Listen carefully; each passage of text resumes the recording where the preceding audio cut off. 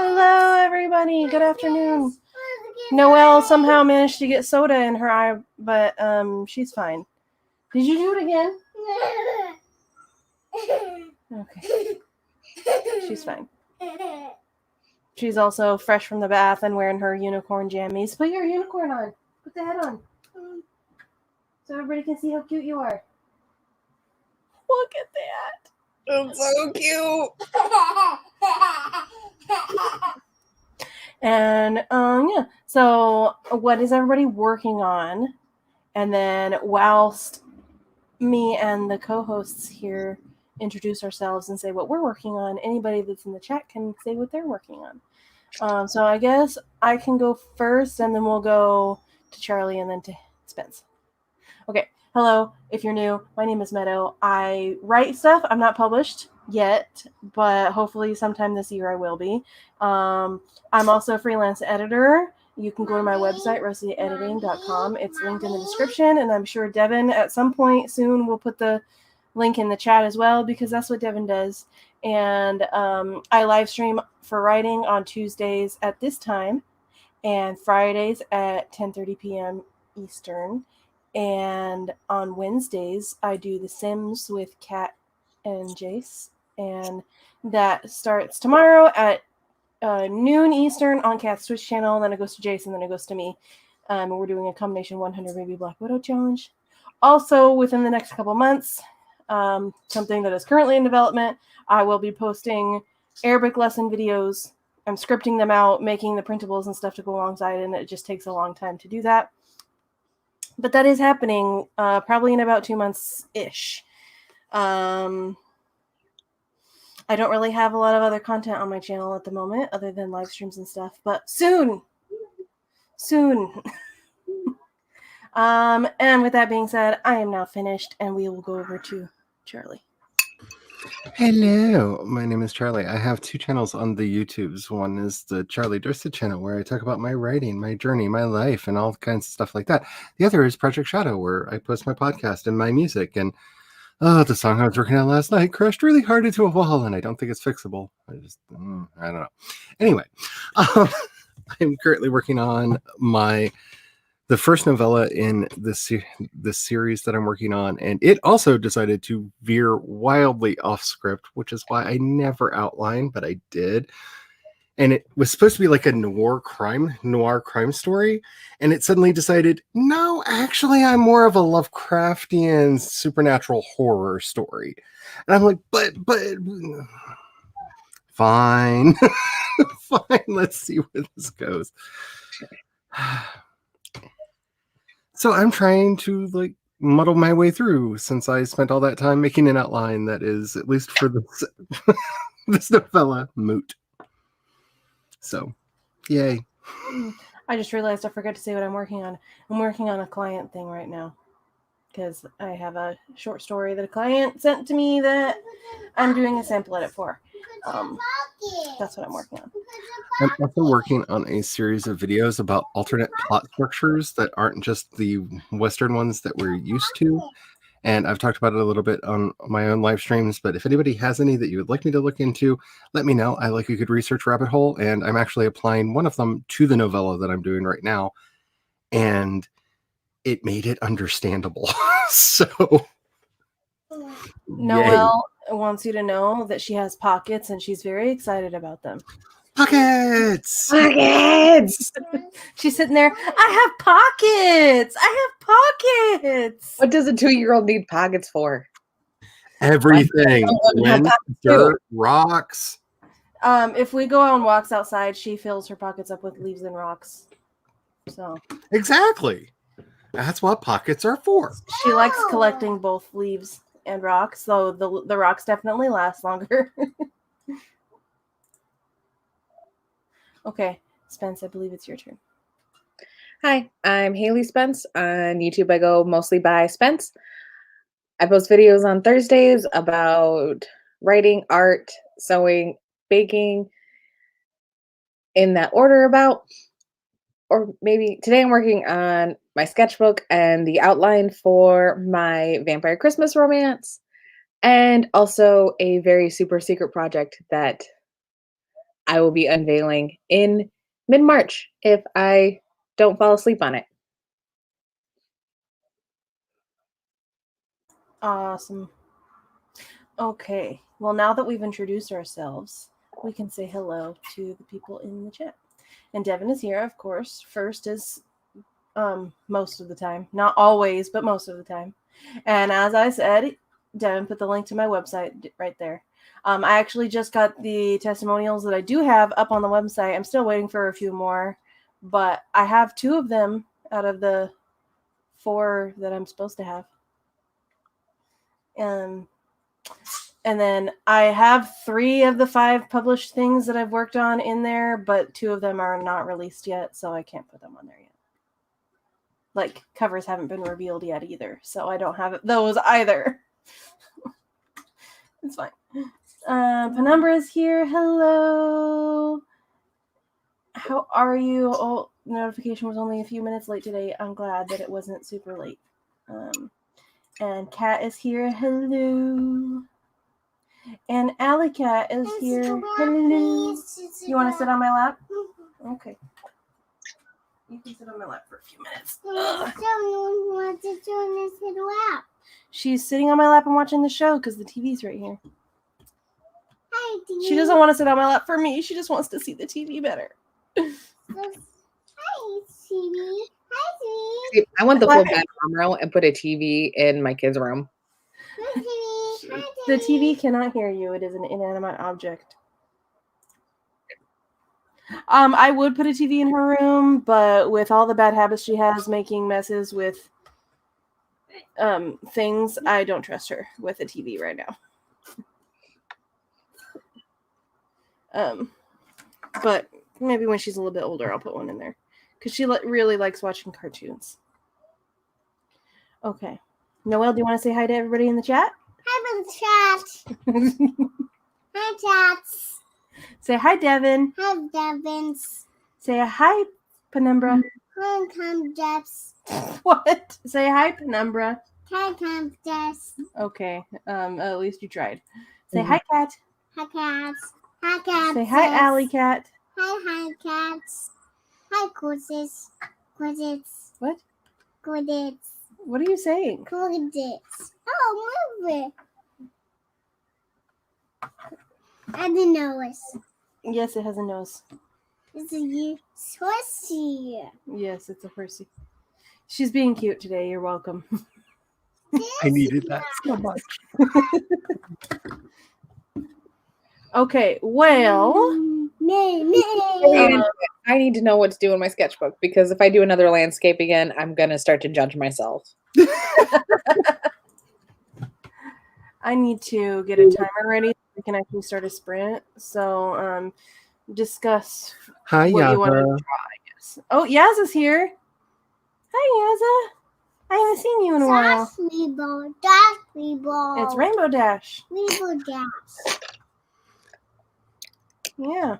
Rainbow Dash. Noelle looks really cute in her unicorn. Yep, she really, really wanted to wear it. She took a bath earlier before the stream started, and when she got out, she wanted to wear her unicorn jammies really badly. So I was like, you know what, whatever. They're too big for her, but you know that doesn't really matter that much. Yeah. It just means she gets to wear them for longer.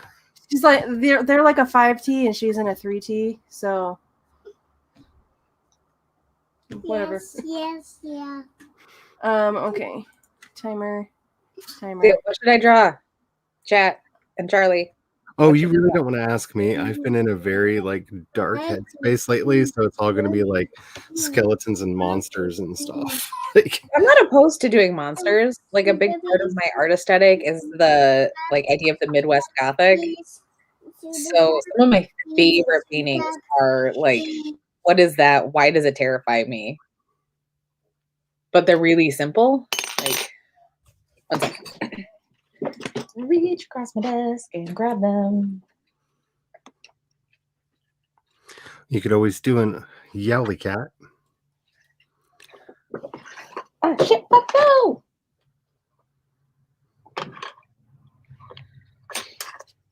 It's this is not a good example, but I have I have a cactus witch, a cactus zombie, all those things.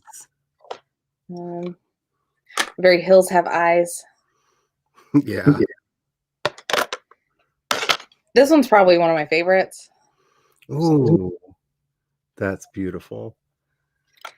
Like I do a lot of Where's stuff. the store where we can buy prints of these? Because especially that last one. See, this one I don't have prints of yet, but I do have an Etsy shop where I sell stickers of these. I think they're in my desk. They're very cute.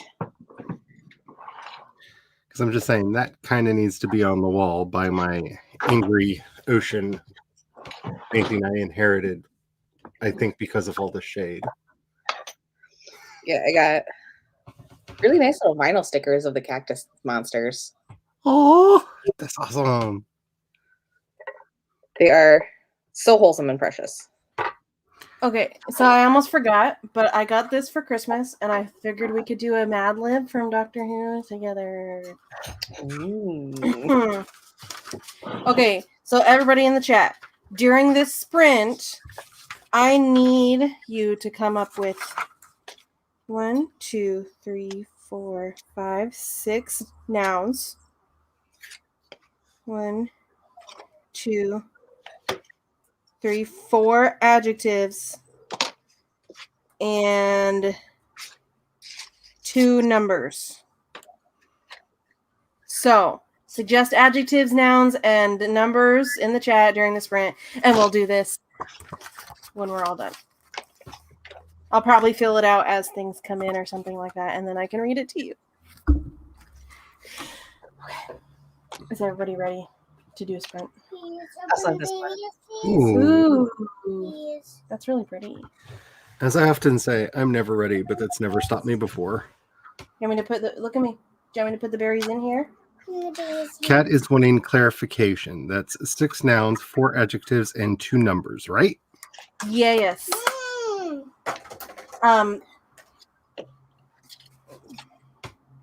Yes.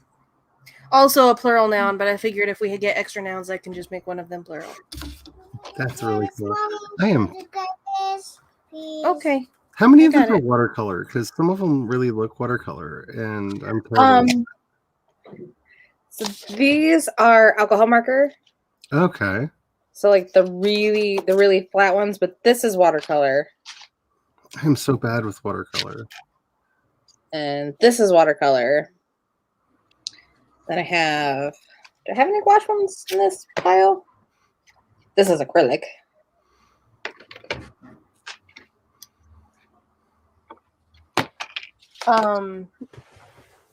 Here's one. The number says, Spence, you should draw Nice. blood dripping on mistletoe berries and leaves. Ooh, that's an idea. I feel like that'd be cool for the cover for your Christmas vampire romance. That might be an idea. Because I do want to do my own cover because I'm a masochist. Hey, Novel Nana, how's it going? This is also gouache, Ooh. which is one of my favorite mediums because it's like if watercolor and acrylic had a baby. Yeah. Is that pretty? No, well, as soon as she thought, pretty picture. These are up on my desk because I'm supposed to like either list them for sale as originals or make some prints. And I just haven't got to it yet. Well, I think the blood dripping on mistletoe berries would be good for you to draw during the sprint. I approve of that idea. I'm Agreed.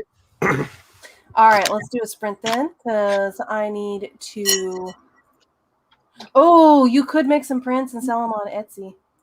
Mm-hmm. Like I'm supposed to be scanning them, and I have the idea to do buttons on them, but my printer sucks, so I can't use my button maker till I get a new printer. Yeah. I have them all designed, ready to be printed and turned into buttons, but no. All right. My technology again. We're gonna do a sprint. For this Mad Lib, I need. I'll put this. I need 6 nouns, 4 adjectives, and 2 numbers.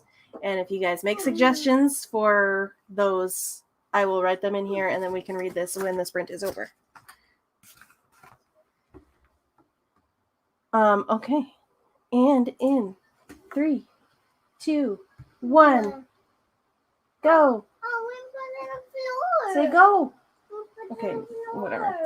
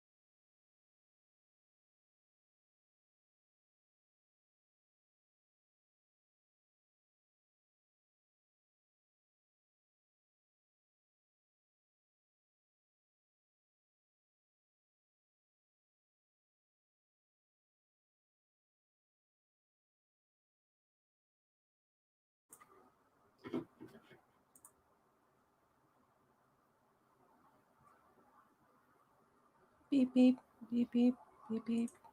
Forgot to unmute the timer.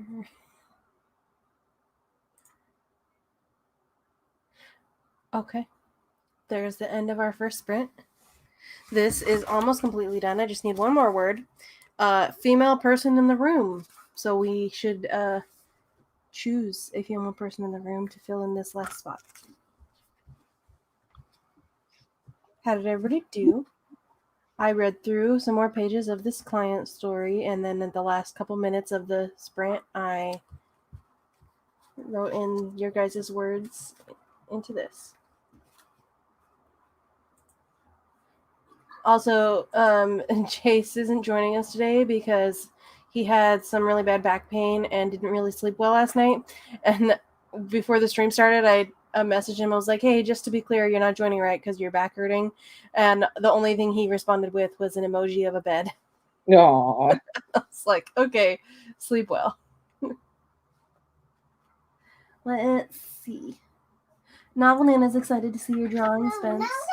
And in case you didn't see it, Penumbra had another suggestion saying, or blood dripping from the holly berries. As the blood drips, the berries turn white. Yeah, I just saw that. I'm kind of doing that in one of the empty spaces here now. You gotta figure out which one you like best for your book cover. Like, Yeah, it is a bear. I'm struggling with it a little bit because you could completely remove the fact that two of the characters are vampires and it would not impact the story at all. Like, the big conflict is the hero is trying to save the orphanage he runs from closing. Right. Like, it's very Hallmark wholesome. Just one of them happens to drink blood. I love that phrase, and I kind of need that on a T-shirt. It's very Hallmark wholesome, except one of them happens to drink blood. That'll become one of my the sales pitches for it. It's like Hallmark wholesome, but with blood. Okay, I'm gonna pick Noelle because it's the best female in this room. All right, are you guys ready for this Mad Lib? Yes. Now keep in mind these are all Doctor Who themed. Okay. The Doctor and the Master, two sides of the same cloud. One is good and the other is deplorably astonishing. These two beer lords have known each other for nearly 23 years, ever since they were born. Small spoons on the planet meet. Although they have shared soup, they couldn't be more steamy. Over numerous centuries and through multiple boots, they each died and regenerated 9 times. Though the 12th Doctor thought that the Master was gone for good, his old smudge once again returned. This time, the Misty Time Lord regenerated into a Time Blade. The Master was now called Noelle. And although the Doctor didn't recognize her at first, he soon learned that the Master was not only still alive, but as stoic as ever. Dun, dun, dun. So now we know Missy's real name Is Noelle. I couldn't be more happy. And I have to say, I've had many relationships in my life that I'm now going to refer to as Old Smudge. Because that is so appropriate. Okay. His old smudge had returned. I'm just saying, I feel that. And it brought people into my mind. It's fully alive in my imagination. Oh yeah, Old Smudge. That one, and that one. Yeah. That's. I didn't know I needed this term in my life, but now that it is here, I'm embracing it fully.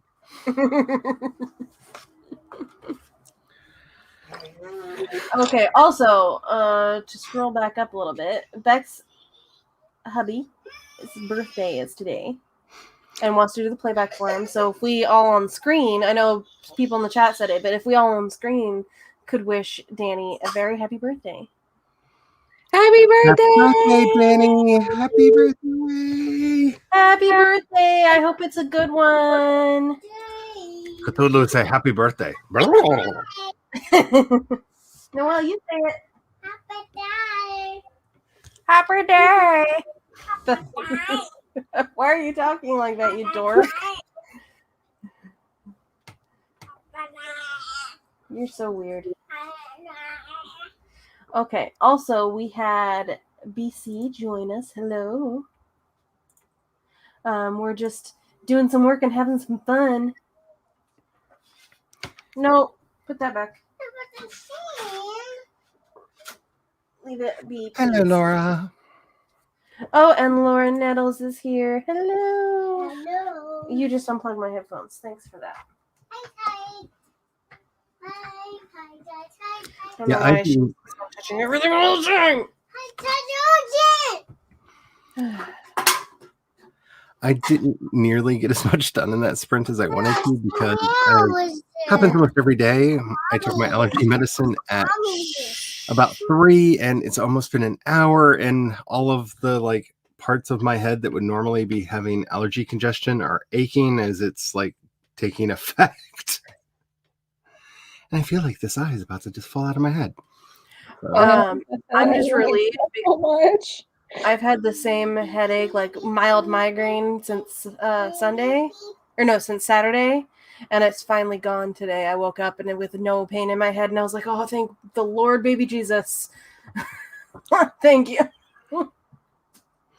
because I've been trying to get rid of it for days. Headaches are fun. I like them so much. Yeah, it's like mine. It hasn't been like completely debilitating, but it was enough that like I was trying to work on reading this short story yesterday, and I could only look at the screen for like 30 minutes, and then my head was like throbbing, and I had to lay down and take a nap, and because that was the only way the pain was going to go away was if I took a nap, because I was drinking tons of water, I had taken painkillers and stuff, and nothing was really working. So I pretty much the last few days I've pretty much like slept in late, took like a 4-hour nap in the middle of the day, and gone to bed early and done the bare minimum to function.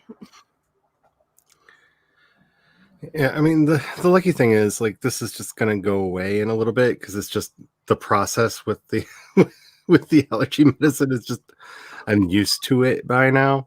It's just, I wish I could predict its severity so I could preemptively take like a Tylenol or something, but half the time it's just like there's a weird tingle in my head. And then sometimes today it's like, and now a hammer is going to hit you in the eye. Yeah, headaches are just not fun. Okay, well, BC says I'm bouncing between this chat and HK Darkwood stream. That is right. HK Darkwood is streaming right now. So if you guys want to go over there and say hi and give her some love, I encourage it. Sent you. Don't make it sound so evil, though. Why not? Sound more evil. Add to the evil. I only brought a little bit of the evil because I haven't done my vocal warm-ups for today. So I'm just trying to be wholesome, okay? Hallmark wholesome, but with blood. Hallmark wholesome. okay, so I definitely need to do "Come On Get Happy," but with a dark metal growl. Got it. Hallmark wholesome. But one of them happens to drink blood. Okay, now we'll do another one of these when we come back from the next sprint. So let me count the words and tell you what you need. 1, 2, 3, 4, 5, 6, 7. I need 7 nouns. 1, 2, 3, 4, 5, 6 adjectives. And 1 place. And an exclamation, but I figure we can come. Yeah. So a place, 7 nouns, and 6 adjectives for this one. I figure for the exclamation, whatever Noelle says right when you turn your microphone back on will be perfect. Oh, goodness. Berries are done. Nice. Ooh. That's really cool. There we go. I've almost got like how to put it on the thing properly. Yesterday's I did a lettering project of my new favorite proverb. Nice. It says, a table without bread is not a table, but bread is a table on its own. Agreed.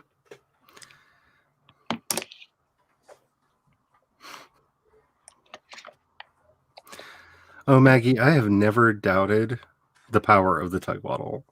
I never have. I never will.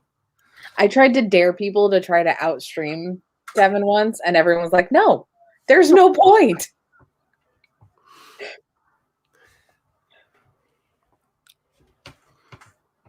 One. All I can imagine is like Devin is the architect in the Matrix with like 5,000 monitors around him at all times, watching everything that is happening. Yeah, Devin is basically magical. Yes. And no one can hope to match with Devin's level of stream watching. But he gives us all something to which to aspire. Yes. You grab some toys? Toys. You know what? Noelle hasn't really said a lot of bad words lately. It's been pretty calm on that front, because she actually gets reprimanded now instead of being laughed at, because the laughing is what encourages her. But when we were So funny when kids swear, though. okay, so her when we were in Utah with Jordan's mother, That's funny. she is very conservative. She's Mormon, and it shows. She's a very sweet woman, but she doesn't say any bad words, and it's basically everything in her home is child friendly all the time, like all the time. And Noelle got in trouble for something. I can't remember what she was doing that she got in trouble for, but Jordan told her to stop doing something, and she looked at him and said, "Fuck off, Dad." And she kept saying it. And we were all sitting, we were playing a board game together, and so it was like me and Jordan and his mom and stepdad and his siblings and stuff. We were all sitting at the table, and we didn't like expect her to say that, so we all just started laughing, and then she just kept saying it. To every time she would get in trouble, she would say it. She hasn't said it for a while, and actually my sister, when my sister was visiting me, she said "fuck off" as a joke, and Noelle said, no, don't say that, that's a grown-up word. I was like, oh my god. Yeah, the calling them grown-up words instead of like bad words really helped with getting the mini Spence to not repeat everything Jacksepticeye says. You're playing in the blocks. You playing with some blocks? Yeah, unfortunately for my sister, she decided to have that thing when I was having a bad, like, wasn't putting up with anything in the world day. And I explained to her the history of her and her daughter, the history of cuss words, and how it's just basically how white people learned how to be racist against other white people. And Quiet. unfortunately for me, her daughter has the same kind of memory I do and would quote me back at her every time she was like, "You can't say that." And she's like, "Mom, stop being racist." They would like quote the historical papers. I'm just like, yeah. I mean, she's not wrong. See, Not wrong, I just regret telling you. I'm trying to not say as many curse words in front of Noelle, not because I have a problem with curse words. I just don't want her to repeat me all the time. Because she repeats everything. Like, there is a whole week, like, constantly. She would repeat literally everything I said. Just like, I would finish saying something and then she would say it.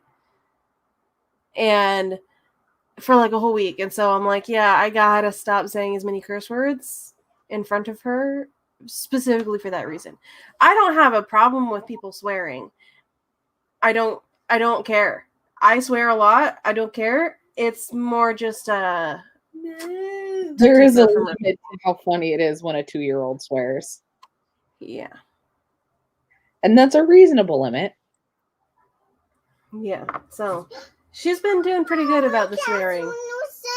Except for when she accidentally said penis basket yesterday. She was trying to say pizza pocket and she said penis basket. Like, is penis a bad word? Not necessarily. It's a body part. Like, Is very specifically context related. Like, I can turn it into a bad word very easily. Yeah, I'm adding other bad words around it. But yeah, no. Yeah, I am very against using code words for body parts. Yeah, no, too many posts about like kids basically trying to ask for help and they feel like they're going to get in trouble for using a body part, so they use like an innocent word, and it goes completely over the teacher's head that this kid was like trying to address bad Okay. stuff happening. I'm like, I'm gonna get real for a minute. This might be a trigger warning. I was sexually assaulted as a child, and one of the only reasons I was able to actually like tell someone is because I grew up on a farm. I knew all the correct terms for everything, and if I said somebody touched me in wherever they touched me, people are gonna know what I'm talking about, and they're gonna do something about it. Honestly, it's really important for kids not to feel self-conscious about using the names of their body parts. Yeah. So Noelle doesn't really have a need to use body parts often, but if like washing her in the bath and I'm like, because I'll go like, oh, let's clean your armpits, let's clean. And I say what her body parts are, and I use the correct terms because I want her to know what they are. Mm-hmm. So. And also, using euphemisms can really be confusing. I was a very sick child, and I had a doctor who handed me a cup and was like, I need you to TT in the cup. And I looked at them like they were stupid. I was like, you need me to what? TT in the cup. What? And then he looked at my parents and was like, TT in the cup. He needs to TT in the cup. Because he couldn't say any of the other word. He couldn't even say pee. Like when my mother finally said, oh, he needs to pee in the cup. Right.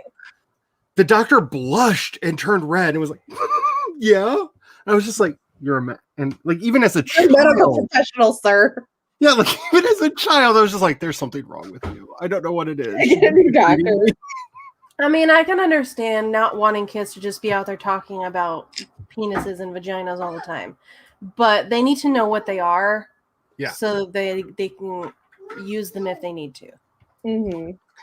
Like when we taught the little one what the name for his junk was, he went around for a couple days talking about it, and we're like, no one should be interested in your junk till you're an adult. We don't want to hear about it unless there's a problem. Yeah, you don't need to bring it up unless there's a problem. Like, and like latched on to that pretty quickly. Like, we're not into it. We're not here for it. You don't need to brag about your stuff. No one's impressed. It's like that scene from, I think it's Kindergarten Cop, when the kids on the playground said, boys and girls are different because boys have penises and girls have vaginas. And it's like, oh, yep. Sure. You're accurate. You don't need to say that. That doesn't mean this is what you think it means, kiddo, but okay. Yeah, I've heard pee-pee.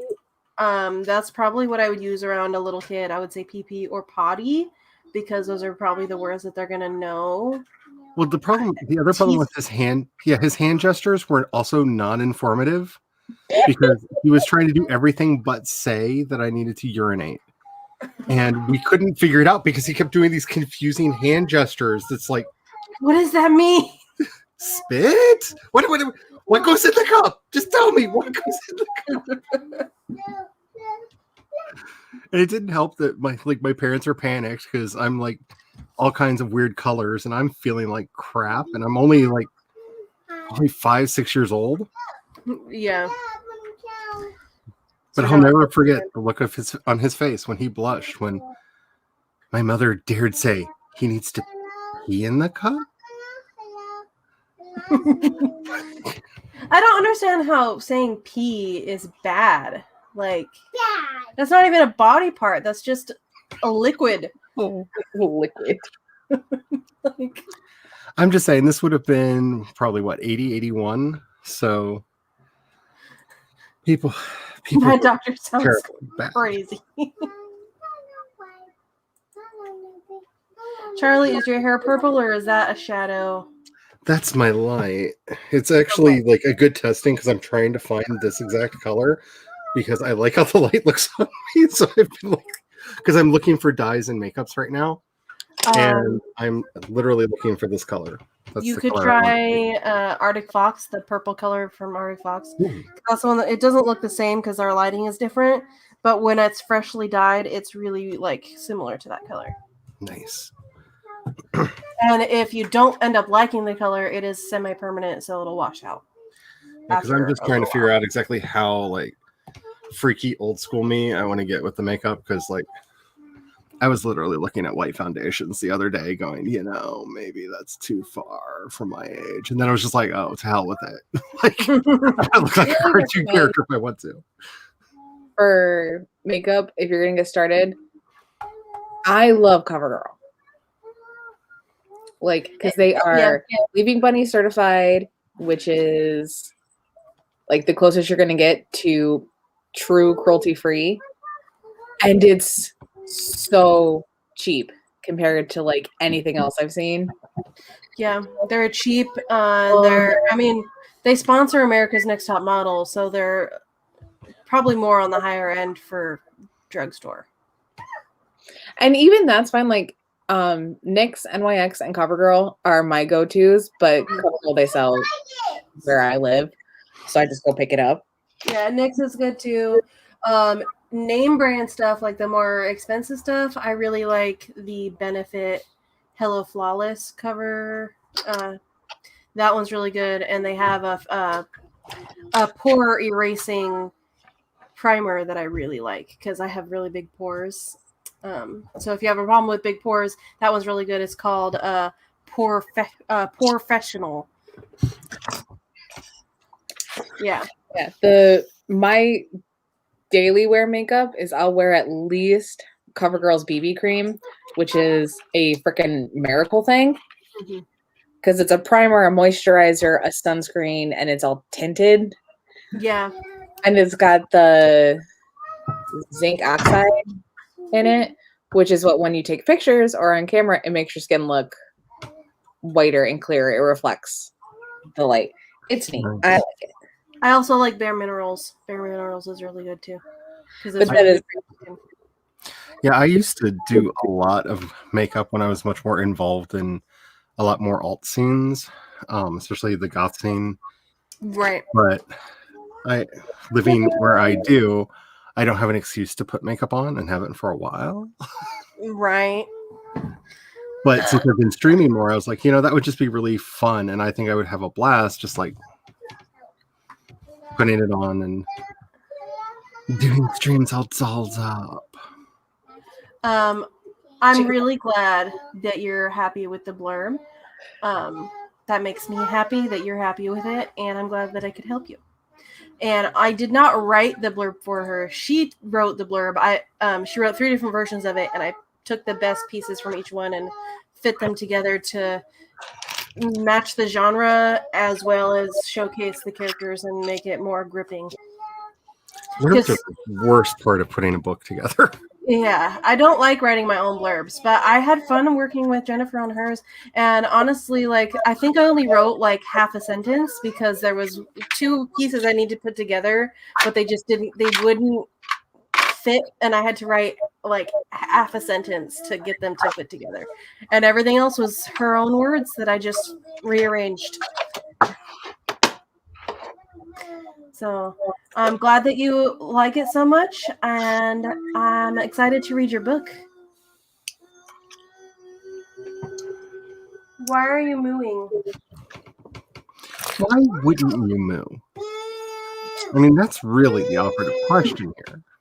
Oh, well, the other thing she likes to do sometimes is when she's in the bath, she likes to pretend to be an elephant, in which she almost drowns herself because she sticks her face in the water and tries to suck water up her nose to spray it up in the air, like an elephant would do. Except for she can't do that because she is not an elephant. I cannot relate to this child at all. No, I never did any of this.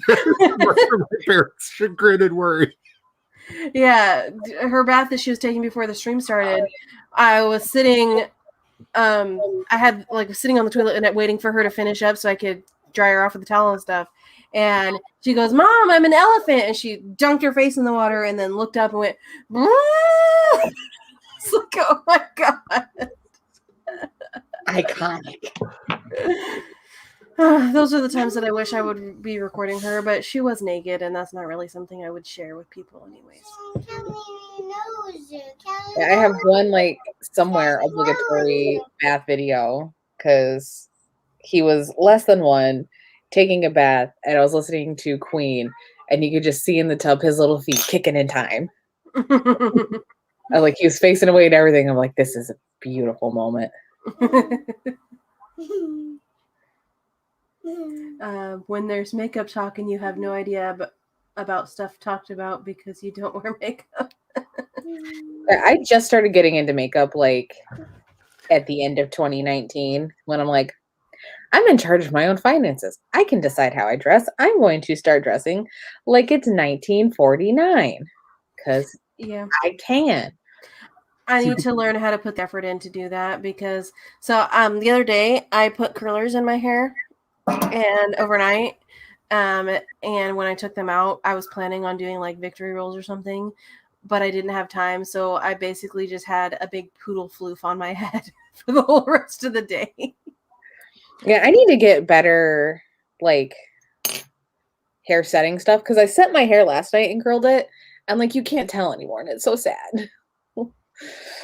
And between my early life in drag and the rest of my life doing all the goth stuff, like makeup has always been a huge part of my life. It's just when we moved here, there's no point because like, there's just nothing. There's nothing. There's nowhere to go. Like you just risk violence when you step out of the house with it on. Like, right. Okay, so I'm gonna say address this last few comments, and then we need to do another sprint because it's already been an hour. I've only done one. So, okay. Did we only do one? We've only done one. Oh wow. We've just been chatting a lot. So, okay. Penumbra says about the body parts and bodily functions and stuff. Generational thing. People with manners never discuss bodily functions in mixed company. There is a whole part in edict class about things never to be mentioned in public.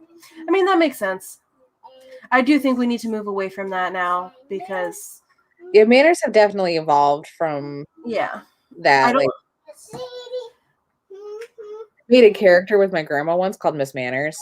Miss Marx's Manners for my like nieces and nephews and cousins and stuff because she would host a tea party every year for teaching the kids good manners.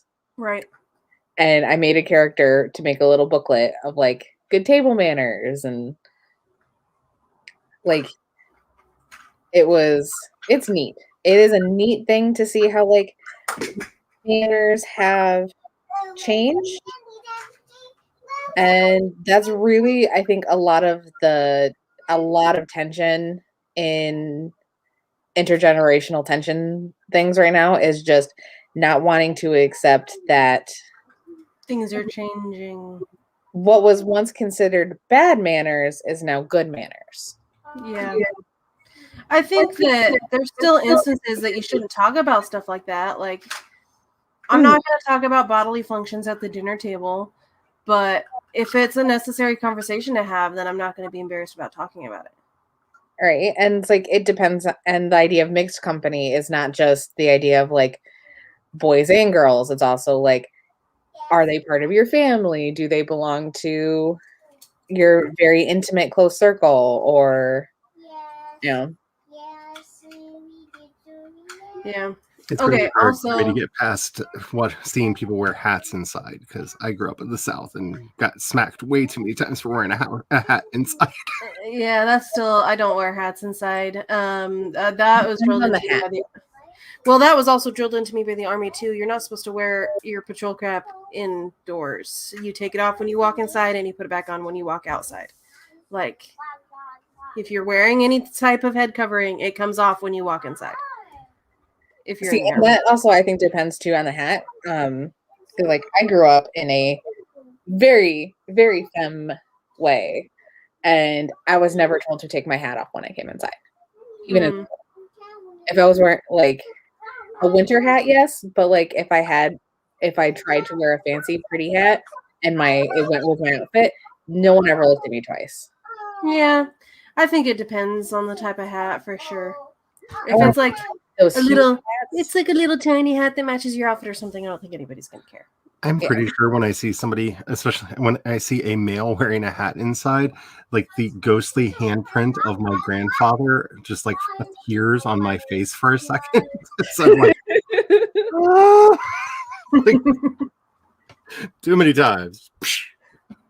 So we had Alexis join us. Hello, Alexis. And then we also had Key Clavis join us. Hello, Key. How are you? And I did receive your email and everything about your beta reading. So, yay. I want to bring back the really old-fashioned like Edwardian hats that were massive. That you have to pin into your hair. Yeah, just so I can assault somebody with a hat. Those hat pins are like this right next long. to getting kicked out of Italy for touching the David stick. That would like terrify me wearing one of those hats because of how long and pointy those hat pins are. Like I would be so scared of like stabbing it into my scalp. Like I once fended off a mugger with a hat pin. he part of their had a knife, and I just was like, "Waha! You have a knife. I have a sword. It's in my hat right here." He did not know what to do. Well, so in the army, you're not allowed to wear head coverings indoors, but also the dress code in my school, we weren't allowed to wear anything. Our straps of our shirts had to be 2 finger widths wide or bigger, and we weren't allowed to wear hats indoors. Do not get me started on the ridiculousness of school dress codes. I have feelings. Also, you weren't allowed to show any undergarments. So if you're wearing a shirt but you could see your bra, then you had to change your shirt. That kind of stuff. But I mean, I get it. I don't. Also, I think there it's was stupid and sexist and bad. well, men weren't allowed to wear. There was these shirts that that were really popular when I was in high school, where the guys would cut their shirts so that you could see all the way down to like their hips, and it was all open. They weren't allowed to wear those, and there was a lot of guys that would wear their pants low enough that you could see the top of their boxers, that they would get in trouble for that. So my school at least did a good job maintaining like an equal standard for everybody. Like they had the standards for everybody. They were all the same. There wasn't anything specific for men or women. There was a time that they tried to make the leggings an issue, but the girls banded together and said, no. If the guys are uncomfortable about me wearing leggings, then they need to learn how to look away. And the school was like, you know what? You're right. Don't worry about it. That was a very short-lived issue. Because there was a lot of girls for a while that they were wearing leggings and like yoga pants and stuff all the time. And the school was like, well, it's going to make the guys be distracted. Like, no. The guys need to learn how to not look at me. Mm-hmm. And then the school was like, yeah, you're right. Okay, no more of an issue. We're done with that. So I'm glad about that. The school I went to was pretty good. I mean, it reasonable. We had one really unreasonable teacher who like was fixated.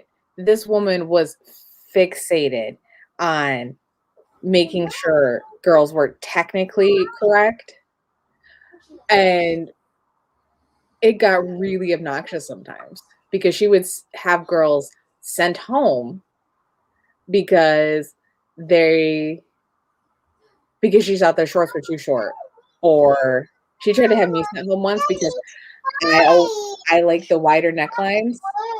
Yeah. And according to her, I had to go like this, like way up here. And if it was longer than that, it's like, no, you put it right there. And I still technically wasn't fine, but why is she staring at my boobs? Yeah, ours, I don't remember what the regulation for our dress code for like necklines was. I just know that we weren't allowed to have our boobs hanging out because that is obviously like as hard, like leggings, you know, the guys can learn to look away. But if I have half my boobs hanging out, I can understand why they would be looking at me and be distracted by that. So, like, I mean, I get that one. But I don't know. I don't think the school's dress code was super restricting. The school, yeah, that is a blueberry. Where I went to school, it was pretty reasonable. The shorts one, our shorts had to be, if we had our arms flat by our sides, our shorts couldn't go further than here, like our first knuckle on our fingers. Yeah, it had to be like below your fingertips. Yeah, it used to be that, and then they changed it. It couldn't go past your first knuckle because some people had longer arms and stuff. Mm. And then also in the summertime, they wanted you to be able to wear shorts to keep your body cool so that you wouldn't overheat.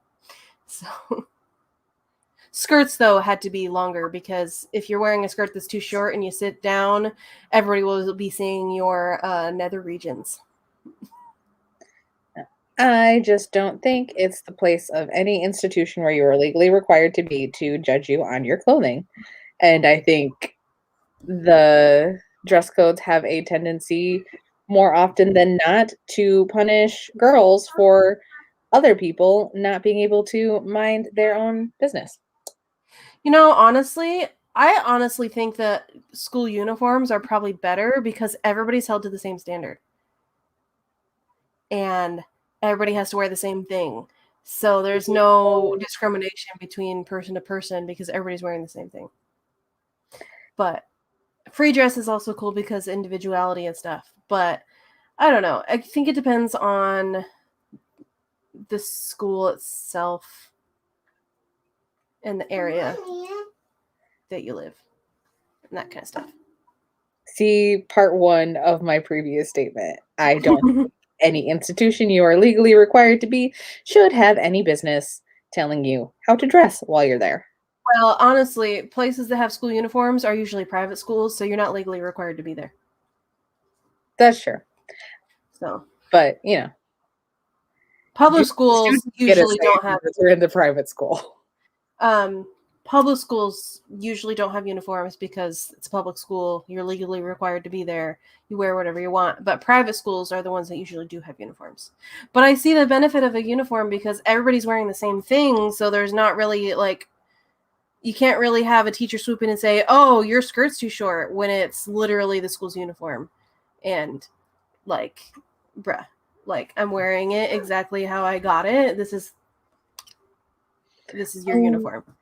A couple of my friends went to the private school and the charter school around here where they had uniforms. And one of their biggest complaints was they got disciplined more harshly for uniform infractions. Mm. And a good 10 minutes at the start of every class was making sure their uniforms were right. Well, that would be annoying. Yeah. It's like, don't. Kids are people too. High schoolers are people too. Well, like, see, the Army, every morning, you're in uniform, you're in formation, and they inspect you. But that is something that you chose to do. You get as a free-thinking adult, and you're paid to be there. So you better have your shit right. Like, yeah. Like, you're the one that chose to be there, and you're getting paid for it. So, like, I don't know. A lot of places in Florida have switched over to uniforms in public and private schools. I don't know. I feel like uniforms are a good way to keep everybody wearing the same thing. So, like, it's all equal in that aspect. But I can see how it would be annoying for one to have to wear the same thing every day, and two, like, them having to inspect to make sure your uniform's correct every day. I don't know. I think uniforms are bad. I've had to write like 3 essays over like 4 different places about this. I'm like, nah, opinion is set in stone. Uniforms are bad. Dress codes are bad. Just let kids wear what they want, and they'll be relatively respectful about it on their own when you're not telling them what to do. Conformity is a corrosive force that needs to be eradicated from society. Yes. Yeah. Okay. Let's do a sprint because that's what we're here to do. Noelle, are you ready? This is why I'll just hang out in the chat on some of yours, Meadow, because we do this. We do this every time. Every time we will be like, hey, let's do a sprint, and then a topic will come up, and then we'll discuss it for another 15-20 minutes before we do the sprint. Okay, Noelle, are you ready? Go. 3, 2, 1. Go.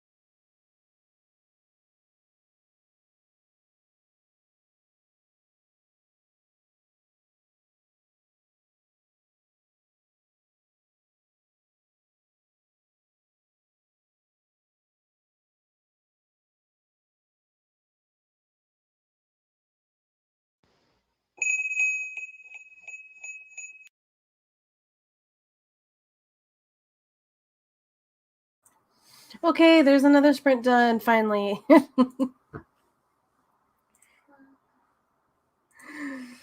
Because we suck and we talk too much. I did words that time. Ooh, words. I got 335. I did some more reading of this, and then I got a phone call from Jordan because he found a coffee table that matches the same color as the rest of our furniture finally, at a thrift store. So it's like, I think he said it was $89 with 30% off. And he said it was nice and sturdy. So he was calling to see if I wanted him to buy it. And then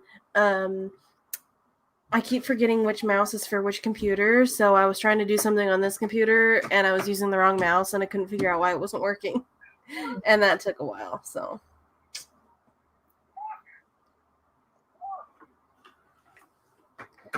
but I have the stream up here and then I have my work stuff on my laptop right here. So okay. Lots of talk in the chat regarding school dress codes and uniforms and stuff, and rape culture and such. Sadly, we need dress codes and uniforms and stuff because of stuff like rape culture. Because as much as we say the men need to control their gaze, not every man is going to do that, no matter how much we tell them to. That's my opinion on it. I don't necessarily agree that we should have to have them, but I can see why they would be necessary because of that thing. I think they do more to perpetuate it than to protect people. Thank Like, you. there was like, because it's never been about how you're dressed, because like there has always been rape.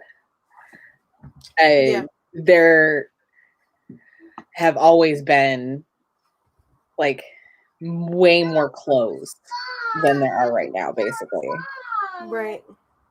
Well, rape culture is just an extension of the idea that whatever a masculine person wants, they are entitled to. And then they complain that everybody else seems entitled because they don't want me to give up my privileges. Yeah. One of the best things I ever heard, saw, read, I don't remember where this phrase crossed my vision the first time, but it like embedded itself there, is privilege is when you're used to privilege, equality feels like oppression. And that's what that is.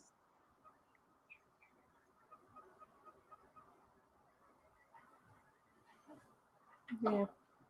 I don't know. I don't know what we can do because we can't change individual people, all because of regulations in our society or whatever. Like, people are going to do whatever they're going to do. And you can't force them to have the same standards and morals as everybody else. For me, it's not about standards and morals. I think this is where we, as an American society, have gotten completely off track as we focus on personal things. It's about culture and how cultures accept and approve or disapprove of certain actions. And that's why there's a lot of tension right now, because the culture is changing where, I mean, I know when I was sexually harassed by one of my bosses, when I told people, they were just like, "Did you run from him?" And it was like, yeah. And they're like, "Oh, that's so," like they didn't act as if it was something wrong. Like it was something that they acted like it was something out of a sitcom because it was culturally part of a sitcom. Oh, look, isn't it funny? He's sexually harassing his secretary. Ha ha ha ha ha. Yeah. And this is where we as writers and people who actually do have an ability to impact culture can actually make things better, because no one should be chased by somebody that has power over whether or not they have food on the table. Yeah. See, I guess I'm fortunate. I've never been in a situation like that specifically. I am in a position now where I'm in the process of getting my concealed carry license because sex trafficking and human trafficking in my area is on the rise.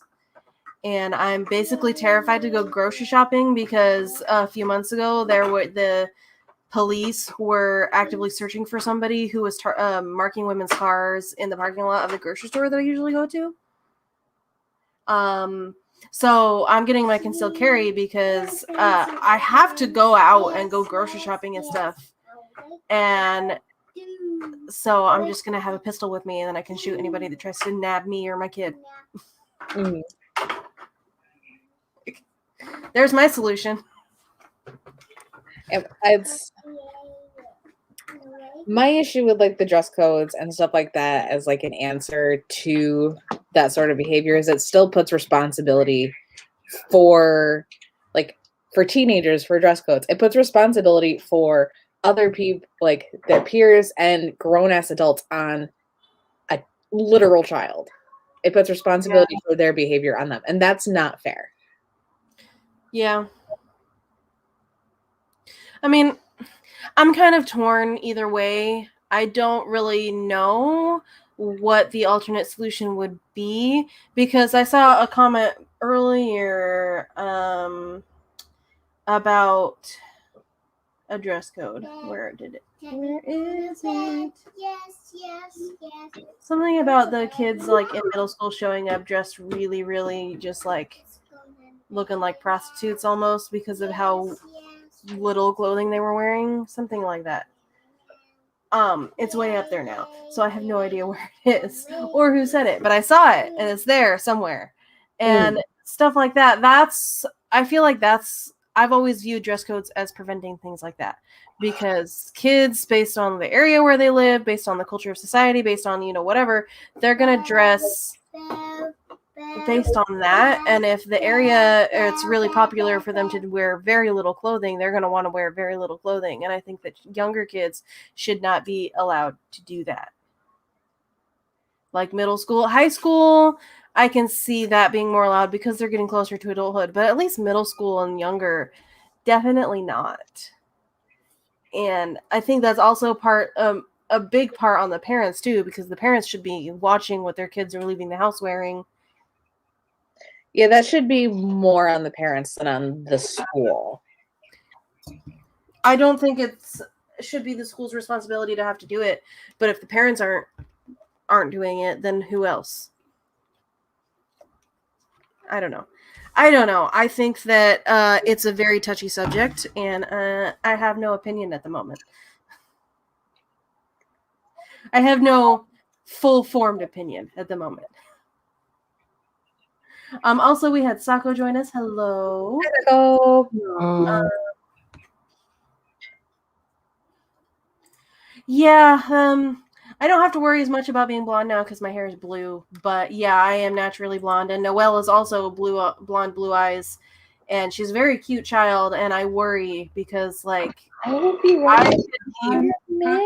be easily incapacitated, and they could take her, or they could incapacitate me and take both of us.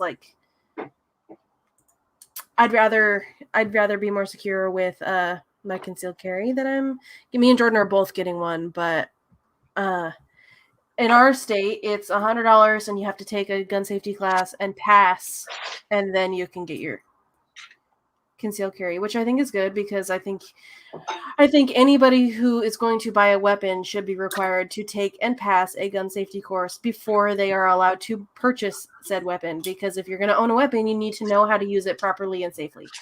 And a psych evaluation, because my cousin, who randomly shoots at people with his AR that they will not take away from him, should not have it because he is not well in the head.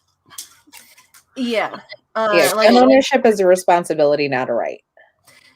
Jordan just recently purchased a 22 rifle, and his background check actually came back really quickly compared to normal because nobody's buying guns right now because just nobody's really buying guns right now, and so there was not a lot of background checks being processed, and so like usually, at least in my area, when you buy a gun, you're gonna go in and it takes a few days for them to do the background check, and then they'll call you, and then you can go in and pay for it and take it home.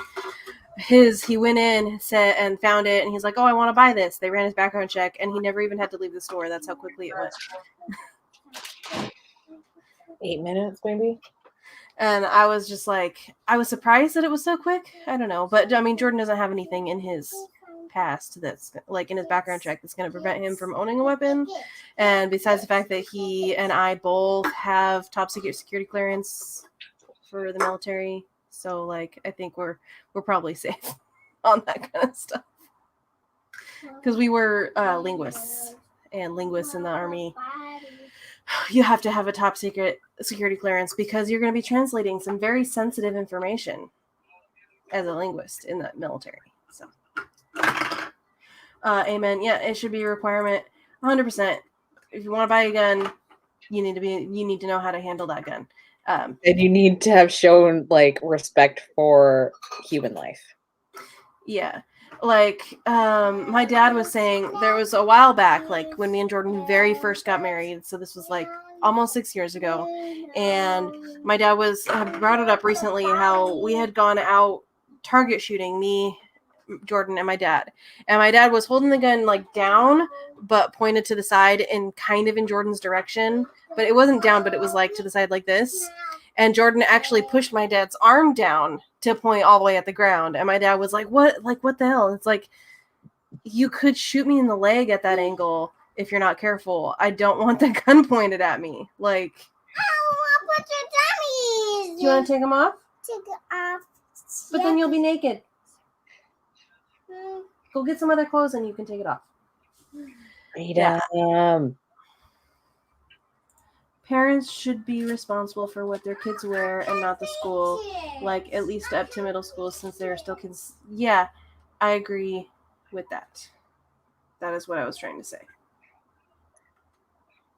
Middle school is just the worst time to be a human being. Also, this way you can show off. Yeah, I was saying in terms of dress code and what kids are wearing, the parents need to be more responsible to make sure their kids are not leaving the house in inappropriate clothing. And also, people in middle school should not be dressing like they're an adult because children are very highly sexualized in our society. And if they dress like that, they're going to get targeted. See, now here's a question of, are they getting targeted because they dress like that, or are they dressing like that because they are already victims of the over-sexualization of children? Like, chicken or the egg? I mean, it's a slippery slope. I don't know. Because it's a lot of the times too, like getting shorts that fit dress codes nowadays is so hard for a lot of people. Because like my little niece can't find You want to change shorts that aren't basic, that qualify, and she's not even 10, and they're putting her in short. They only sell short shorts like that. Yeah. And it's that is why I am much more in favor of putting the focus on parties in society. Yes. I have made a grave error. I told Noelle she wanted to take her jammies off. I told her she had to get clothes to change into. And I keep her clothes in here because if they're in her room, she'll pull them all down and make a mess. But she grabbed the basket that I keep her pajamas and her undergarments in and pulled it down and dumped it on the floor. And now she's bringing me all of her jammies and underwear. You wanted options. I figured out what to do first. Time to reenact that scene in Pretty Woman where she tries on everything. Yeah. On the screen, buddy. Every time I see Noelle, I worry for her because my friend's niece was snatched and assaulted at that age. The predator strangled. Oh, Yeah, that's why I'm getting my concealed carry, because I'd rather be able to protect myself and her. And Jordan works a lot, like a lot. And so when we go out, we're usually just me and her, and we're home by ourselves most of the time. Like at home, I'm not worried because I have a shotgun in the closet, pistol under the bed, like rifle in the closet, you know, an unbreakable baseball bat between that bookshelf and the bed over there. Like I have protection at home, but I'm not allowed to take those things with me when I leave the house until I get my concealed carry. So, unfortunately, I am not protected when I leave my home. And I live in the state capital. Yep, it's Noel's. And now I have a pile of child underwear on the desk in front of me. Yeah, so I also worry for her. And socks. Yep, that is Noel socks. Thank you for bringing them to me. So to completely change the topic, Mr. Spence wants me to show off what he made for dinner. Ooh, let's do it. It's, wow, it is poorly lit. Here we go. Ooh. It is smothered. Did you reverse sear it, or is it just I like? did not reverse Okay. sear it. I seared it off and then How do you reverse sear something? You put it in for steak. It's really good. Come explain it. you explained it earlier, didn't you? No. Isn't that where you sous vide it first? I seared the steak off first. Then I put the cream of mushroom soup, soy sauce, gochujang, mixed that up, poured it over the steaks, cooked that, and added the mushrooms later. In our house, we use gochujang like a lot of Americans use ketchup. Like it goes on almost everything. That is where we have gone. Gochujang. Pretty much. Yep. Noel, darling, I love you. Can you please put these away? At a very I young think we age, got the red miso because of Charlie. I got the red miso because white miso is like flavored. White miso is better straight up, like if you're just doing a miso soup or to do kind of a mix of the two. But red miso is really good, especially on fish. Yeah. It's so good. I did not put any miso in. Oh my God! Stop bringing me all your undergarments. No, Okay, we're gonna do this now because I did fill this out. All right, so if there is one journal that is associated with the Doctor more than any of his other foes, it's the depraved teapots, known as the Daleks. The depraved teapots. Mommy! The Doctor has chased these terrible and striped creatures from one corner of Disney World to the other, and through the decrepit expanse of the birds. These wispy villains had their stones stripped away and were left with only limp rage and a singular hatred toward Charlie. Sorry, I chose your name this time. Oh no, I'm pretty sure the Daleks would hate me, especially if they're against having their stones ripped away, because like that's a dream of mine. These twisted shoes have each been encased in a spotted shell of solid metallic giraffe that is gently indestructible. The Daleks' ancient battle cry of, and you said to choose exclamation from Noelle. This one is her favorite. Their ancient battle cry of, "Oh no, not again!" can often be heard across many battlefields through the universe as they vaporize any gummies that get in their way. There you go. Nobody would ever get it, but I kind of want to. I don't know what the beat would be, but I just kind of want to make a song called Dalek that's just my voice with a filter that with a Dalek style filter on it, going, "Oh no, not again!" So that's Noelle's favorite thing now. I don't know where she got it from, but every time something goes wrong in any capacity, oh no, not again! It's like, why are you? Has this happened before? Like, yes. Well, grab your basket and bring it here, please. Minnie Spencer says, "Come on." I literally, she brought all of her clothes out of her basket over here, and now I have a pile. Bring the basket here so I can put your clothes away. Don't tell me no. Come here.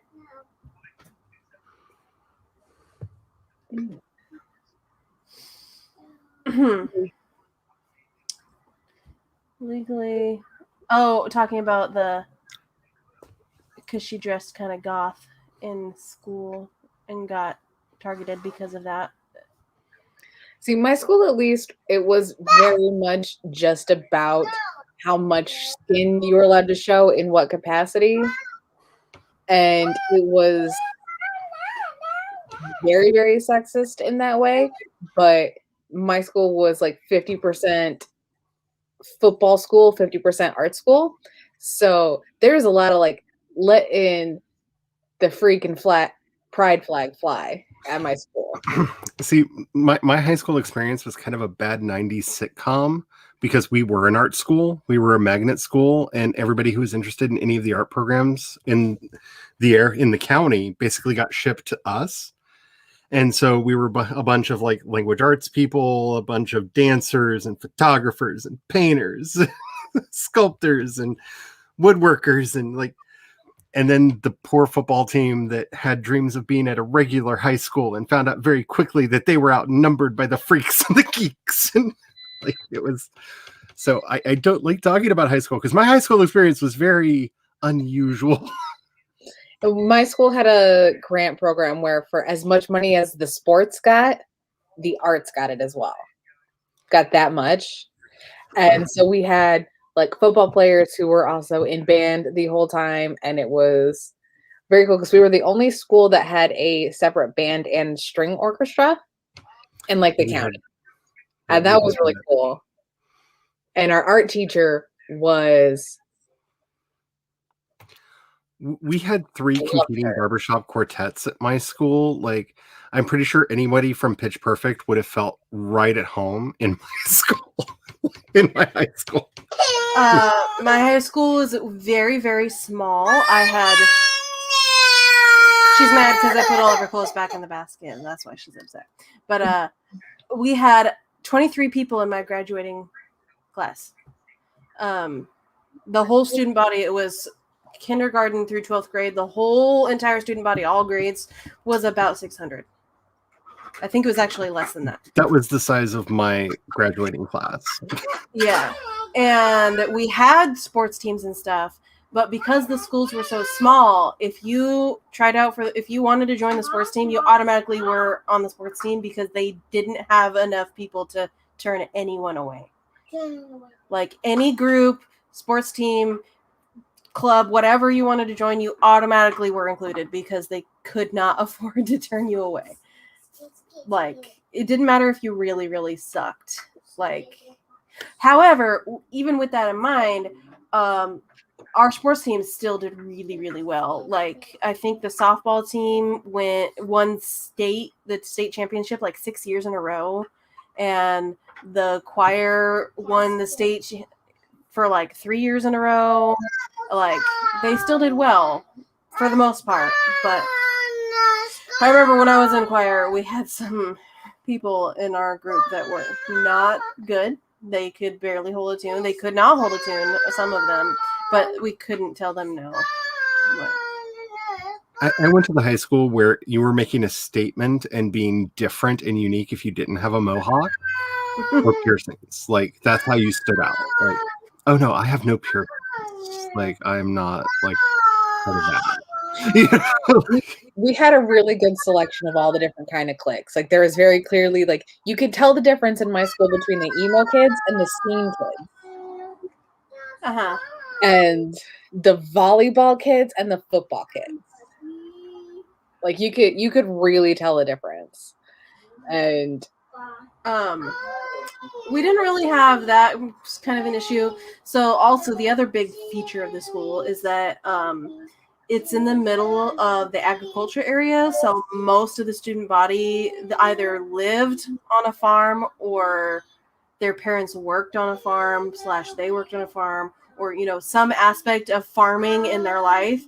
And so everybody at the school, for the most part, was actually pretty like conservative in a lot of the way they dressed and everything like that. And lots of country music all the time. One of our big events that we did at school was the Ag Olympics, the Ag Olympics with a G. And it was basically like Olympic Games, but with agriculture related events.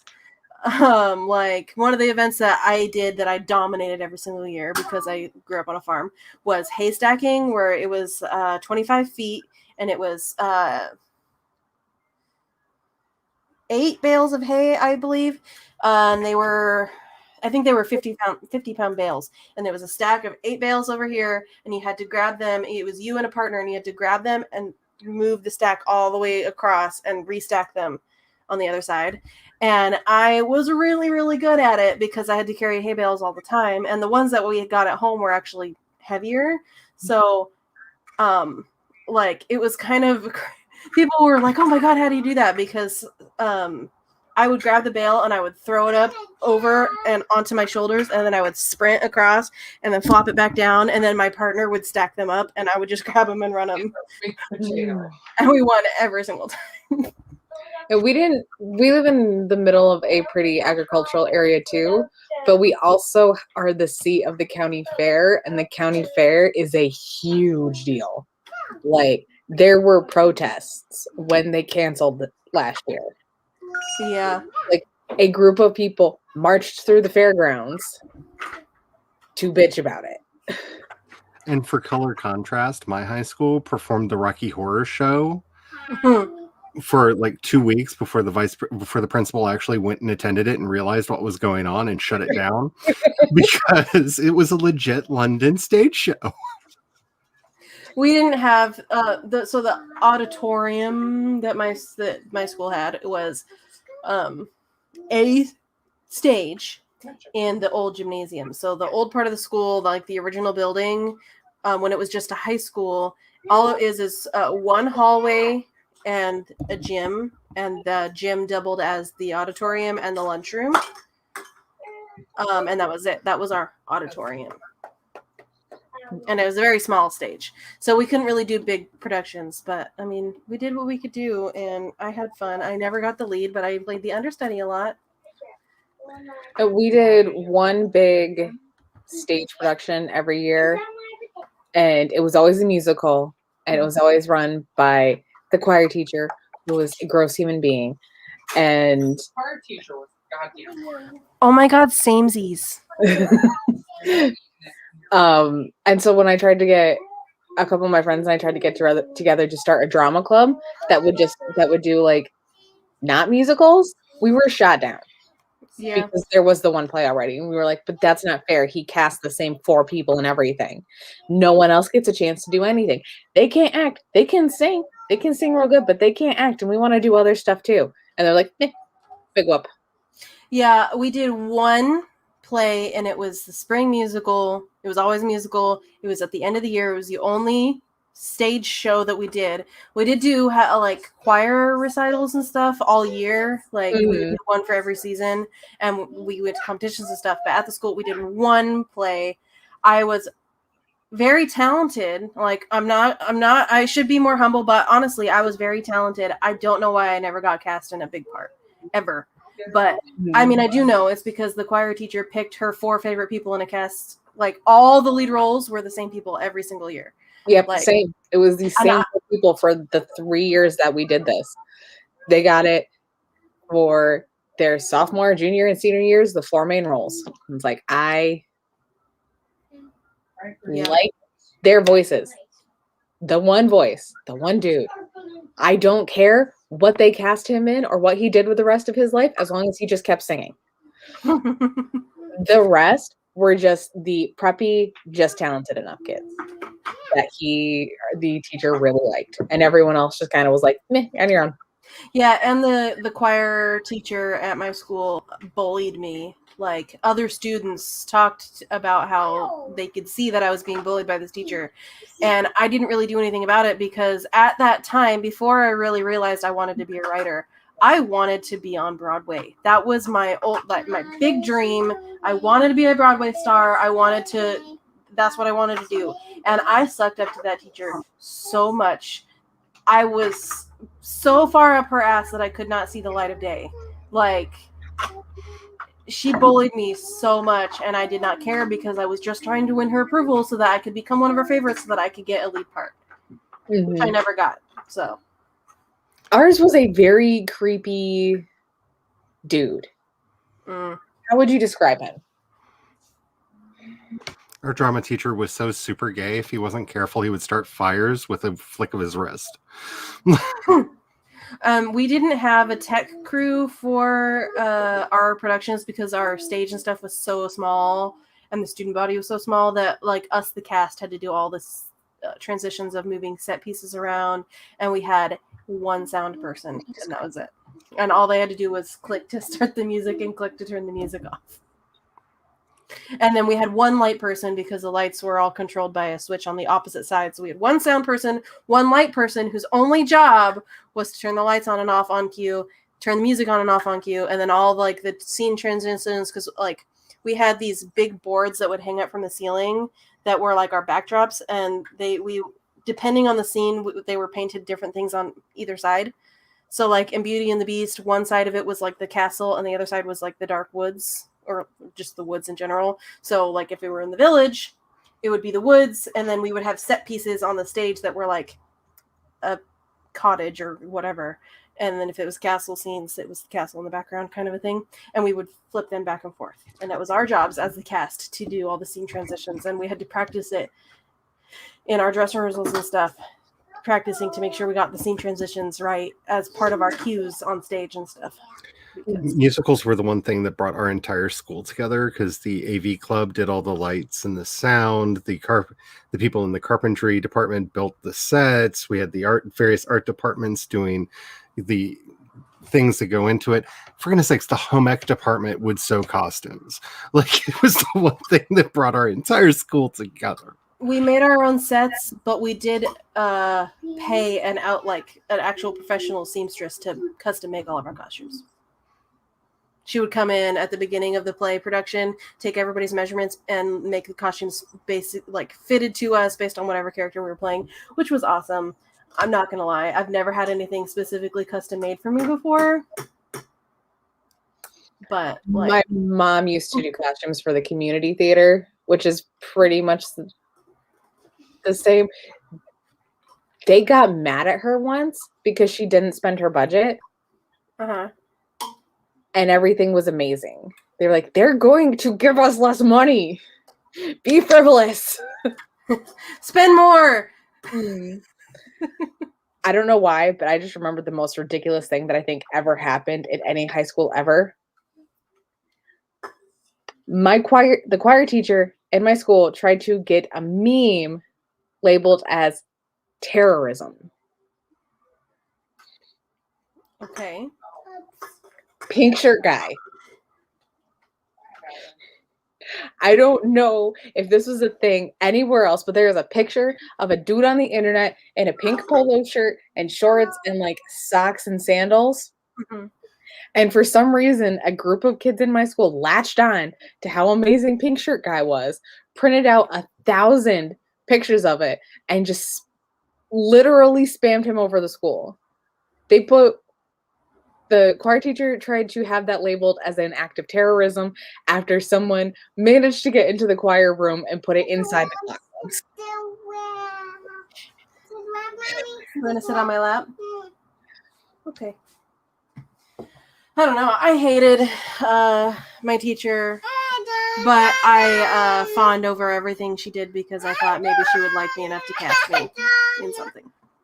I always was the understudy. I either had a minor speaking role or I was the understudy for the lead. And then as the understudy, We did literally the entire production. We did 3 performances total. So as the understudy, I never got to do anything because, like, Yeah, the one year the year after all of the favorites graduated, the kid who was cast to be the lead in the new thing got mono, and so they moved the whole play. they didn't give an understudy.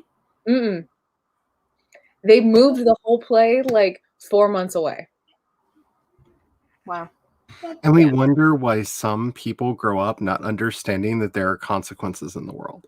You know what, though? This kid, I sat next to him in physics my senior year. He's a year below me. This is still one of the like nicest, kindest, like most responsible humans I ever know, aside from like the fact he let me cheat off of him the entire time we were in that class together.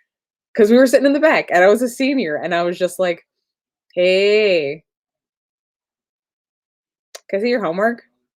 He just let me see it and let me copy. And I was like, I like you. You're a good kid.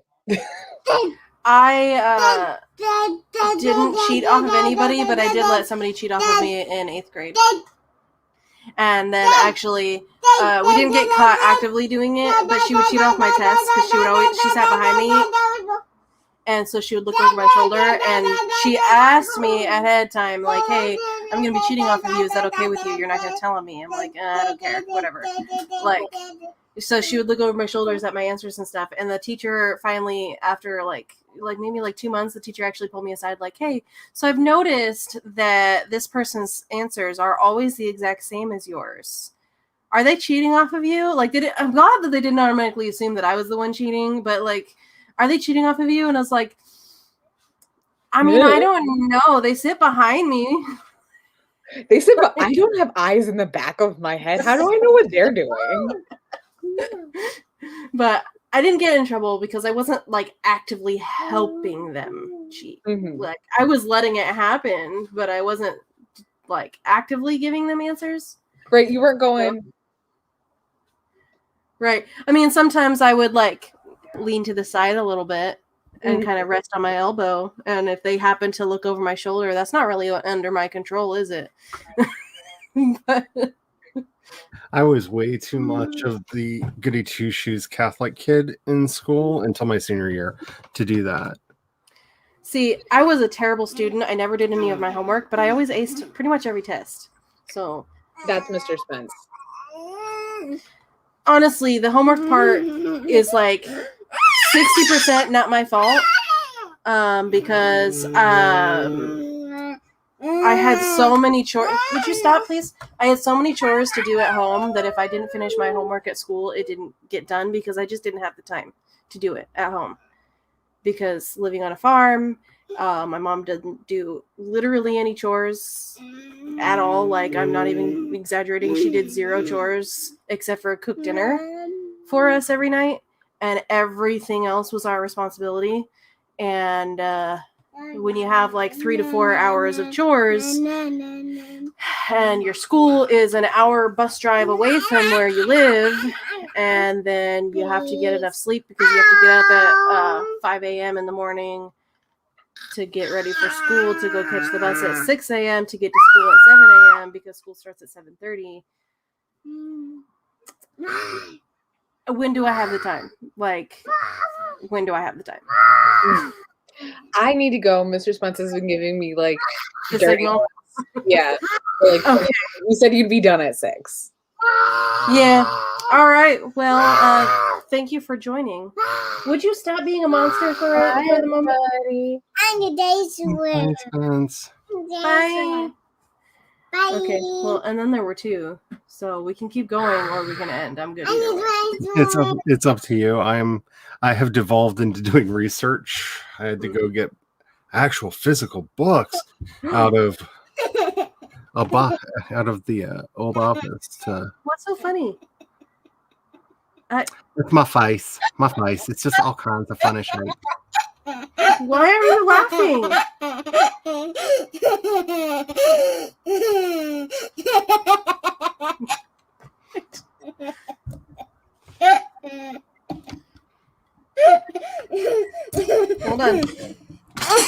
laugh into the microphone. Give everybody a good listening.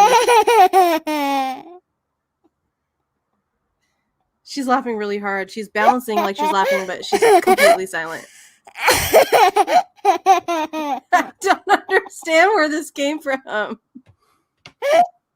What is Charlie doing? Charlie's making weird faces.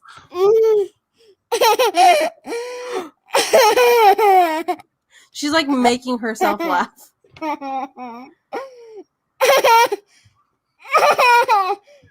Yeah, they are the nap between chores and school, absolutely. Because we actually had to drive. The bus could not come all the way to our house to pick us up. We lived out of district. Child. We lived out of district from where the school was located, so we actually had to drive 30 minutes to get to the bus stop and wait for we usually got there 15 minutes early. Oh my goodness gracious. And then the bus would pick us up around 6 o'clock. We would get to school, or 6:15, 6 to 6:15ish. We would get to school between 7 and 7:15, and school started at 7:30. And then school ended at 3:30, and the bus ride was another hour. So then I wouldn't get picked up from the bus stop until 4:30. So then I wouldn't get home until 5. And then I would have 3 to 4 hours worth of chores, and then dinner, and then sleep. And that was my life. And that's why I never got homework done. Child, you're being destructive, and I don't appreciate it. She knocked on the microphone. I feel like I need to turn my camera off. I feel like I'm instigating this somehow. I don't know. I don't know. Do you need to take a nap or something? Yes, my Noelle is an excellent dinosaur. You're an excellent dinosaur. Rawr. You're a dinosaur? Oh no, I'm so scared. I got your nose. Noelle, look, I got your nose. I got your nose right here.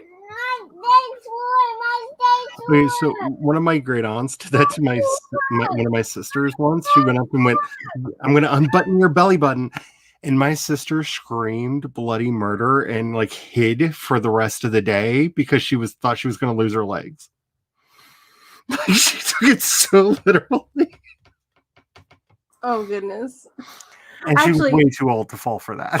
My mom's belly button is going to be unbuttoned soon so she recently lost, not recently, but the last year or so, she lost a ton of weight because my mom has PCOS, and she finally got on a medication that helped her with the insulin resistance part and stuff, and she lost 150 pounds. Nice. And she has so much loose skin, and she's going to get it removed, but her belly button is going to be completely removed in the removal of her loose skin. I'm glad that she's gonna get it removed because for a while she was fighting with her insurance to pay for it, but I think they're paying for part of it because I think she was able to prove medical necessity of getting it removed because it was causing blistering and chafing, and it would get so bad that she would bleed and stuff. So finally she's getting it removed, but she's going to get her belly button removed as well. And I was like, you're not going to have a belly button anymore? It's just weird to me to think about. What are you doing?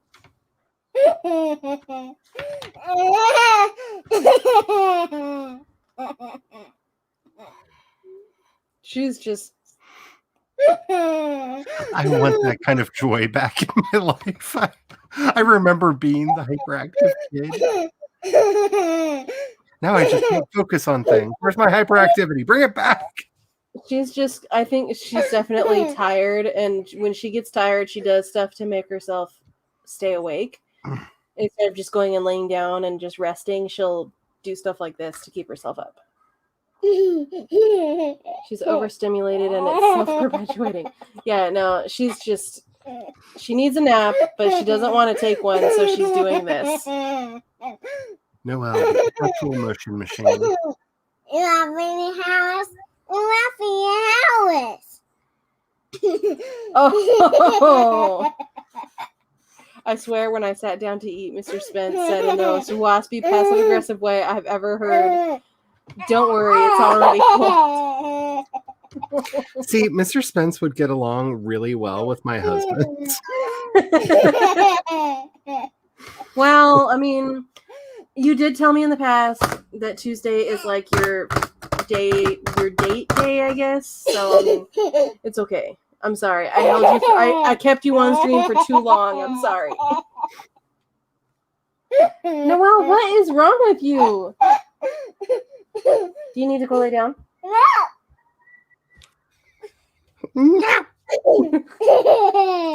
Do you need to go lay down? No. She's pushing her eyebrows up. I'm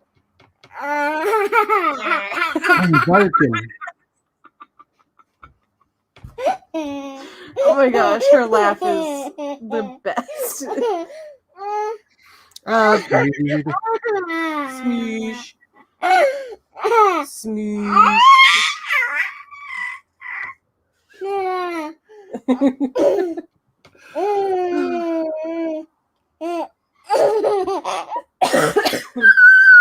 Okay, alright, enough of this. I also think Mr. Spence and Mr. Charlie would get along really well. They'd invent a whole new food group. This is her silly face.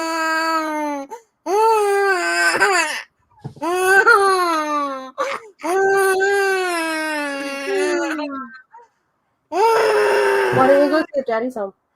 I don't know what the word is for the opposite of ASMR, but whatever that is, I'm experiencing it right now.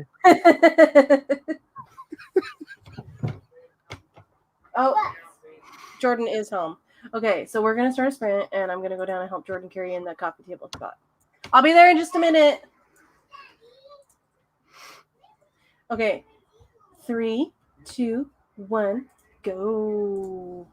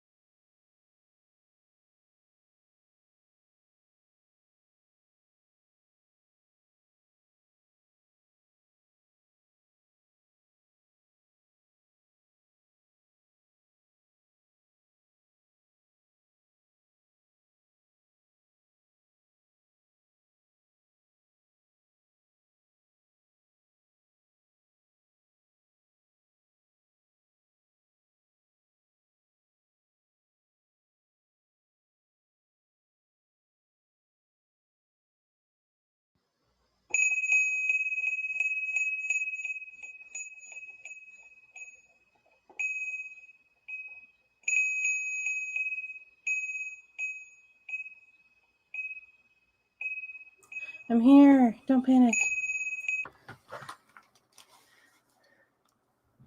I think that was perfect timing. Or maybe like a few seconds after perfect timing. I started hearing this bell, and I spent most of the sprints trying to figure out what the cats were doing on the outside of my office. I have no idea. It was loud, but I found nothing disturbed, so I don't know what they did to make the noise. And then I come back in here, and I just hear ding, ding, ding. I'm like, the sounds are following me. Where are the sounds coming from? What is that? Well, Jordan got home, which is why I started the sprint, because he needed help because he got that coffee table that he called me about. And he needed my help bringing it in and stuff. And then I realized that Noelle's toys were basically covering the entirety of the living room floor. So I had to very quickly get her to help me pick up all of her toys and put them away so that we could actually put the coffee table in the living room. So I spent the sprint speed cleaning so I could try to get it all done because I had to pick up all the toys and vacuum and put the coffee table in there so that I could get it all done in 20 minutes to come back up here before the sprint ended. I spent most of the time trying to figure out what happened because it literally like I was expecting to find like a sinkhole in the middle of the house. I mean, it was so loud. I don't know what they did. I don't know how they managed it, but I everything's where it should be. I mean, that's good, I guess. Okay, so now that Jordan is home and it is his only day off for the next like week and a half because one of his employees tested positive. Ooh. So he's out one employee for like 2 weeks, and then another employee is out until they can get a negative test back because they were working the day that the other person got their results back. So they were working with that person when he found out, basically. So they have to wait so he's out 2 people for a while, and so he has to work every single day to cover the hours. And today is pretty much his only day off. He went fishing with a friend, and he just got home. So since it's the rest of the day is his only day off for a while, I'm going to end the broadcast and go hang out with him. So, outros. Do you have any things? I've got a stream tomorrow at 5 p.m. Eastern time and one on Friday starting at the same time. Hopefully, I'll be getting more progress on the book. I'm really hoping. But at any rate, I'll get progress on something because I did today, even though it wasn't the thing that I intended. So, right. But I would love to see you there. Okay. Well, for me, I have the Sims 4 3-play. It's not scheduled yet, but I'll schedule it later. But it starts on Kat's Twitch channel, and then it goes to Jason, then it goes to me, and that's tomorrow, starting at noon Eastern. And then my next writing stream is on Friday evening at 10:30 p.m. Eastern. Also, I'm an editor, so if you're looking for one, you can go to my website, rosecityediting.com, and you can contact on there for a free sample edit, and I'd love to work with you. And I think that's everything for me, so I will see you guys next time. And thank you, Charlie, for joining me today, and thank you, Spence, for joining me today. We didn't do anything super productive, but we did do 3 sprints in 3 hours, so I guess that's better than nothing. Hey, considering where my head's been all day, I got more done than I would have if it was just me in the office. So, result. Well, that helped. Yes. All right, so thank you guys for being here, and I will see you next time.